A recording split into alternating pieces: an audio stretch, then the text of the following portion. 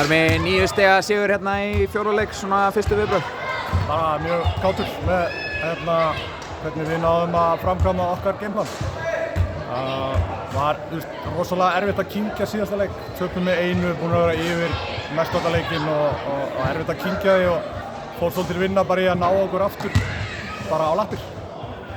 En já, bara svakalega stoltur á liðinu, bara sína svakalega þroskamerki, finnst mér. Þú ert að rótera á held ég 9-10 leikmönnum, oft bara Collin og íslensku strákarnir. Þetta hlýtur að sýna hvað er mikil gæði og breiddi í þínum hóp. Já, þetta bara sýnir okkur að við erum komnir bara nokkuð vel á veg áfram í því sem við erum að reyna að gera. Við vissulega erum háðir honum bara út af stærð, við erum litlir, en að geta sett 4 unga með honum og haldið velli er fyrkanlega gaman að horfa á. Þið eru að fara inn áttaleika á móti Haukum sem voru í 3. sæti með mjög öflugt lið. Hvernig náðu það að loka sérinu? Bara að halda okkur við það sem við erum að gera vel í rauninni. Gameplanið okkar hefur ekkert breyst frá leik 1. Við höfum bara verið misjafnlega góðir í að framkvæma.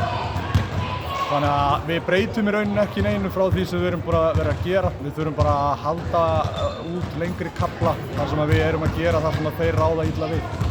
Einhver skilaboð til Selfyssinga?